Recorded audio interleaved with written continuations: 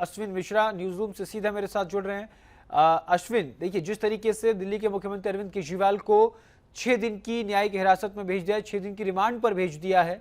उसके बाद आम आदमी पार्टी समेत जो दिल्ली की और बड़ी चीजें हैं उन पर और साथ ही साथ आम आदमी पार्टी पर भी संकट खड़ा हो गया है। आज ईडी ने अपनी बातों में किन किन बातों का जिक्र किया, अपनी दलील में किस किस बात को कहा, पूरी जानकारी। देखिए गौरव, आज बात करें कि 6 दिन की रिमांड पे भेज दिया गया और आज से ही काउंट किया जाएगा, क्योंकि 28 तारीख को 2 बजे ईडी को कोर्ट में फिर से अरविंद केजरीवाल को पेश करना है। अब तक जो पूरे नई शराब नीति में गिरफ्तारियां हो, उसमें से 16 लोग सरकारी गवाह बन चुके हैं, जो 164 बी के तहत मजिस्ट्रेट के सामने पहले गवाही दे चुके हैं, जिनके सामने अरविंद केजरीवाल को बैठाया भी जा सकता है। साथ में तिहाड़ भी जेल ले जाने की भी प्लानिंग है कि मनीष सिसोदिया और संजय सिंह को आमने सामने बैठा के बातचीत की जाए। उसमें सीबीआई के कई सारे अधिकारी रहेंगे जो इस चीज़ को समझते हैं और बेहतर तरीके से पकड़ सकते हैं, क्योंकि कोई घाक आदमी होगा गौरव, तभी वो डिनाई कर पाएगा कि नहीं जानते, क्योंकि पहले बहुत सारे ऐसे मीटिंगें हुई होंगी केजरीवाल के माध्यम से या विजय नायर के माध्यम से, तो उसमें लेन देन की बात जो 100 करोड़ की बार बार आ रही है कि गोवा के चुनाव में खर्चा किया गया, पंजाब के खर्चा किया गया, तो ये बहुत अहम कड़ी है। दूसरा, अगर इसमें देखें कि आम आदमी पार्टी को एक बतौर एक कंपनी के तौर पे ईडी कंसीडर कर रही है। अगर ऐसा होता है, अगर आम आदमी पार्टी बतौर कंपनी, बिल्कुल अश्विन, अगर ऐसा होता है तो आम आदमी पार्टी की भविष्य पर भी खतरा नजर आ रहा है। बिल्कुल बिल्कुल। पहली बात, तुरंत तत्काल तो उनके अकाउंट सीज कर दिए जाएंगे, उनकी सारी एक्टिविटीज़ को रोक दी जाएगी और वो चुनाव आयोग को कंप्लेन भी कर सकती है कि इस पार्टी को पूरी तरीके से निलंबित किया जाए, पूरी तरीके से ख़त्म किया जाए। कई सवाल और दर्शक हमारे जानना चाहेंगे जो आम आदमी पार्टी कह रही है गौरव, कि क्या अरविंद केजरीवाल जेल से सरकार चलाएंगे, और इसको लेकर के तो आम आदमी पार्टी ने बाकायदा कैंपेन शुरू किया था और ये कहा जाता है कि विपक्ष ये कहता है कि अब तो अरविंद केजरीवाल जो है वो जेल से सरकार चलाने का मैंडेट हासिल कर चुके हैं, यानी कि उनको इस बात का डर सता रहा है कि वो आज ना तो कल जेल जरूर जाएंगे। हाँ, इस पे भी कानूनी दांव पे समझना होगा। जब तक दोषी नहीं ठहराए जाते तो लोक प्रतिनिधि अधिनियम 1951 के तहत अरविंद केजरीवाल को बाध्य नहीं किया जा सकता कि वो किसी भी तरीके से अपने पद से हटे और इस्तीफा दें। इसी को लेकर अश्विन जी अश्विन, दिल्ली हाईकोर्ट में तो एक याचिका भी दाखिल की गई है कि अरविंद केजरीवाल मुख्यमंत्री के पद पर अब नहीं रह सकते, इसको लेकर याचिका भी दाखिल की गई है। देखिए, याचिका दाखिल की गई, लेकिन अरविंद केजरीवाल के पास, मैं वही बात कर रहा हूँ, लोक प्रतिनिधि अधिनियम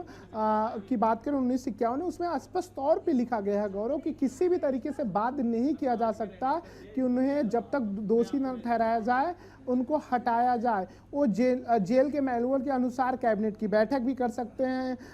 जरूरी दस्तावेज पे हस्ताक्षर भी कर सकते हैं। लेकिन 2 मामला यहाँ और आता है। 2 मामला यहाँ राज्यपाल की भूमिका अहम होने वाली 239 AB के तहत अगर राज्यपाल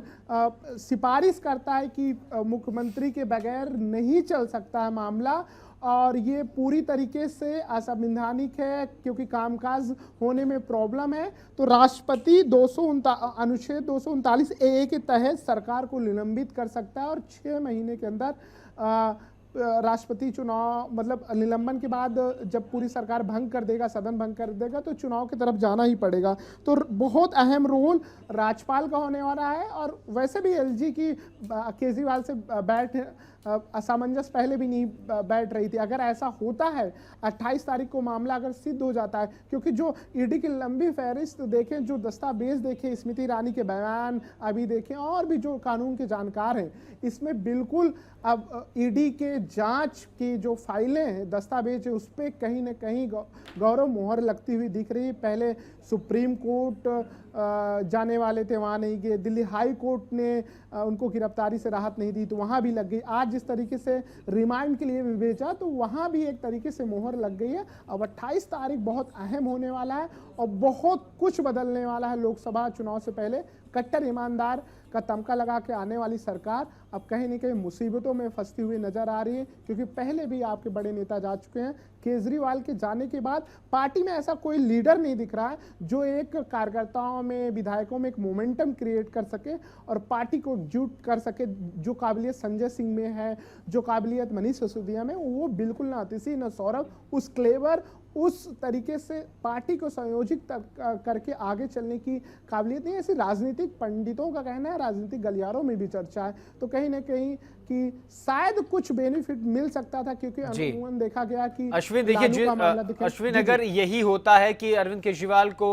सजा होती है या फिर वो जेल में रहते उनको जमानत नहीं मिलती है, तो कहीं ना कहीं आम आदमी पार्टी पर भी संकट खड़ा होगा और एक कह सकते हैं कि एक राजनीतिक संकट भी खड़ा हो सकता है। जो इंडी अलायंस की और सहयोगी दल हैं वो आम आदमी पार्टी के समर्थन बयानबाजी जरूर कर रही हैं, लेकिन कहीं ना कहीं इसका असर पूरे इंडी अलायंस पर पड़ सकता है, क्योंकि अगर पंजाब की बात करें तो पंजाब में आम आदमी पार्टी और कांग्रेस मिलकर जो चुनाव लड़े, लेकिन तमाम सीटों पर चुनाव लड़ने का फैसला जो था वो आम आदमी पार्टी का ही था। हरियाणा की बात करें, दिल्ली की बात करें, या फिर गोवा की बात करें, या फिर गुजरात की बात करें, तो इन तमाम जगह पर आम आदमी पार्टी बड़ी भूमिका में लोकसभा के चुनाव में नजर आ रही थी। लेकिन अगर ऐसा होता है कि 28 तारीख को 2 बजे, जैसा कि आप अपनी रिपोर्ट में जिक्र कर रहे हैं कि उनको कोर्ट में पेश किया जाएगा, उसके बाद अगर राहत मिलती नजर नहीं आ रही है, तो फिर पार्टी का क्या होगा अश्विन,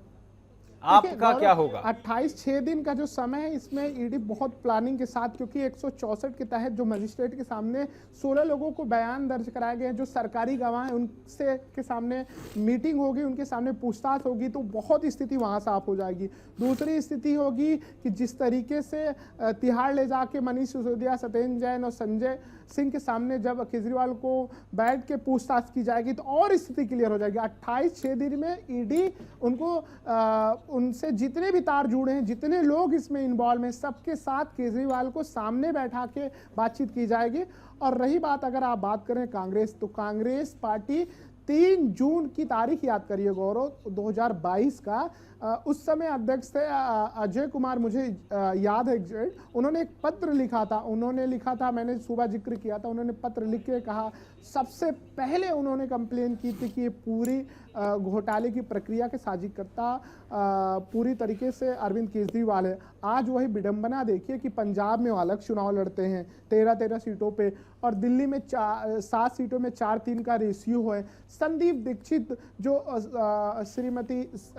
मुख्यमंत्री शीला दीक्षित के बेटे हैं और कांग्रेस के टिकट से सांसद भी रहे, उन्होंने भी, आज उनका मैं बयान देख रहा था, उन्होंने भी केजरीवाल का जो मुखर विरोध करते थे, आज उनके साथ खड़े होते आ रहे हैं कि सरकार एनडी गठबंधन के जो बड़े दल हैं उनके साथ गलत कर रही है। तो एकजुट तो दिखाए हैं, लेकिन वही कहते हैं ना कि दिल्ली कांग्रेस की तरफ से कोई बयान नहीं आया है आम आदमी पार्टी के समर्थन में। राजस्थान से सचिन पायलट जरूर समर्थन में उतरे हैं, उत्तर प्रदेश से अखिलेश यादव जरूर समर्थन में उतरे हैं, लेकिन दिल्ली में कांग्रेस कहीं भी आम आदमी पार्टी के साथ इस मौके पर खड़ी नजर नहीं आई है। बल्कि यहां तक कांग्रेस प्रवक्ता ने तो सवाल तक दाग दिए हैं आम आदमी पार्टी के ऊपर, 3 सवाल दागे हैं। देखिए, यही तो कांग्रेस पार्टी की विडंबना है। प्रियंका गांधी बिल्कुल कल ही उन्होंने जैसे गिरफ्तारी, उन्होंने ट्वीट किया, उन्होंने कहा कि भारतीय इतिहास में स्वतंत्र भारत में पहला मुख्यमंत्री है जिसे मोदी जी डरते हुए, अब बिल्कुल विपक्ष भी यही बात कह रहा है ना अश्विन, विपक्ष साफ तौर पर इस बात का जिक्र करता हुआ नजर आ रहा है कि ये सिर्फ और सिर्फ राजनीति से ओतप्रोत ये पूरी घटनाक्रम है, और 2024 लोकसभा चुनाव से पहले अरविंद केजरीवाल को गिरफ्तार करना, उनको जेल भेजना, ये एक भारतीय जनता पार्टी और उनकी सरकार की साजिश है। देखिए गौरव, विपक्ष का कहना काम है और न्याय प्रक्रिया है, कोर्ट है, उस देश संविधान से चलता है और न्यायपालिका से चलता है। आप MPLA कोर्ट में गए, उसके बाद आप दिल्ली कोर्ट गए, फिर हाई कोर्ट गए, पूरा मामला जब आपका चल रहा है, और ऐसा नहीं, न्यायमूर्ति सबूतों के आधार पे, तथ्यों के आधार पे बैठक की, उस पर मंथन किया, तब जाके कल उन्होंने डिनाई कर दिया था कि गिरफ्तारी से रोक नहीं लगेगी। आज अगर ईडी के रिमांड पे भेजा गया है केजरीवाल को, तो वहाँ कई घंटे बातचीत की गई, जिस तरीके से पैनल था न्यायमूर्तियों का, जस्टिस का, तो ऐसा कोई कदम ना ईडी उठाना चाहता है, ना कोर्ट ऐसा कोई कदम या फैसला सुनाना चाहता है कि जिसके विश्वसनीयता पे सवाल उठे गौरव। तो इसमें कानून के जानकार अच्छे तरीके से समझते हैं और राजनीति समझने वाले हर पार्टियां यही करते हैं। जैसे बिल्कुल अश्विन, अब देखने वाली बात ये होगी कि 28 मार्च को आखिर क्या होता है। लेकिन अब एक बात होता है कि दिल्ली के मुख्यमंत्री अरविंद केजरीवाल की जो होली है वो अब कस्टडी में मनेगी। जी, बहुत बहुत शुक्रिया अश्विन मिश्रा इस विश्लेषण के लिए, तमाम जानकारी के लिए।